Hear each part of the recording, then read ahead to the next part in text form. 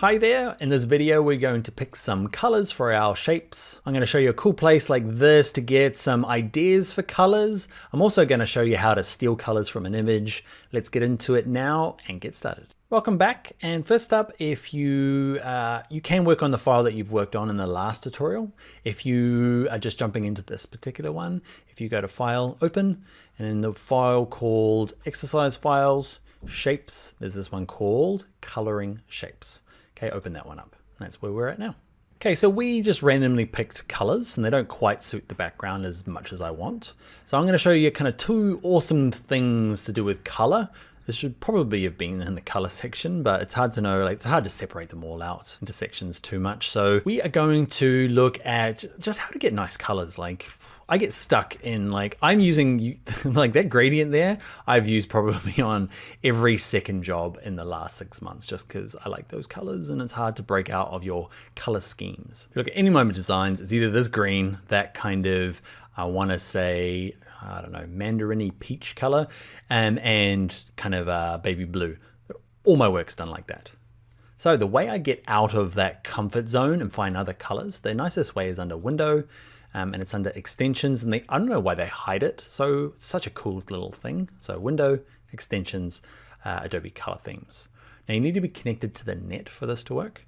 Okay, and this little panel opens up. Now the initial one's a bit boring. It's this Explore one that is quite exciting. Okay, well, exciting for me. Can you see here? It's nothing but just a bunch of cool colors. Okay, scrolling down, there's some really cool stuff in here. You can do searches in here. If I need something from the 80s, hit return. Okay, it'll do a search, and that's some pretty successful 80s colors. Type in cafe, bank, actually popular brand. Like I'm from Auckland in New Zealand, right? And weirdly, if you type in Auckland, there's universities, there's council colors. So you can find all sorts in there. If I can find obscure things from an Auckland council, then you can probably find maybe your brand and your corporate colors in there. I'm going to get rid of it, and I'm just going to hit search. Actually, I'm going to go create, and then back to explore. And yeah, like just some cool colors, right? You can say most popular this month or all time. I'm going to go to all time, and yeah, some cool colors. To use them, the best way to use them is, say you decide on this color here, okay? Panthera. Click on this little dotted line and say add to swatches. Ignore this libraries thing, we'll look at him later on. Close that down as well. And now what we can do is we can click on my ellipse. And if you're using an earlier version of Photoshop, often you still need to go back to any of these path tools, okay? And you can use the fill up here. I'm using a newer version of Photoshop, so ellipse, we can change it here as well. So click on it, and you'll see down the bottom here, those are the 5 color swatches that we've added. So I can go you. And it's just a way of, I guess, picking colors that are nice. Same with this ellipse color here. I'm going to turn the opacity back up, and I'm just going to pick one of the colors. It's still not quite working with my colors in the background here, but what you'll find is it's just a neat way of busting out and getting color options. Say you're doing some logos or some designs or web work, and you just need to have like 3 color options for the client. Go to Adobe Color Themes and just find some new stuff.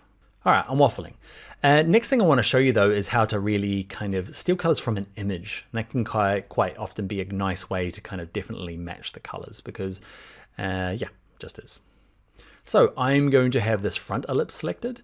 Okay, I'm going to click on this, and nothing really needs to happen. You need to click on this hue slider, and we're not really going to use this, just move them out of the way. And then, see the little eyedropper? We can start working through this. The trouble is it doesn't update this automatically. It's picking the color, which is cool, but it's not going through and let's click OK. Now it will work. So I've picked the pink from it. I'm going to grab the green. Same thing, click on the color swatch, grab the hue slider, and just move out here, and I'm going to pick one of the yellows. Or in this case, kind of an orange. Now, are the colors working for me? I'm not that happy with them. So what I tend to do, right, is say this color here, I can use my same trick, pick a different color. Say I pick something from here, something a bit warmer. And I'm not, what I want to do is maybe just drag this little circle down a bit to get maybe something that is close to it, but maybe darker, okay, darker that's being used in there. So it's just, you might find that works good for you. I'm going to click on this one, do the same thing. I liked that color. I just want it to be like a darker version of it. You just drag it straight down. Okay. And yeah, I've made it real ugly. What I'm probably going to do is I'm going to play around now. You can leave. We've learned our two little tricks. Okay. Remember, window, extensions, Adobe Color Themes, pretty cool. And you can use the eyedropper tool. You just need to have it selected and start stealing colors by clicking on this, and you can just pick colors from there using that. Great explanation, Dan. Let's hit cancel.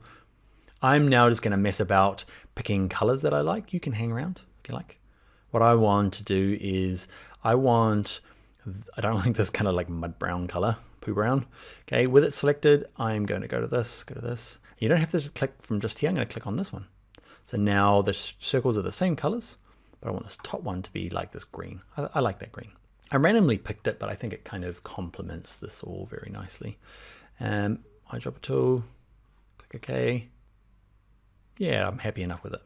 One thing though, if you were dealing with corporate colors, you can click on this and just type them in here.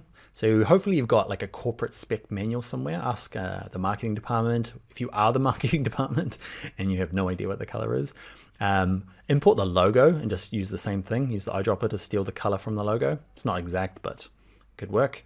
Or type in the RGB colors or the CMYK colors if you can find them. I'm gonna hit cancel. I am done. That is the end of the video. Let's get into the next one. All right, bye now.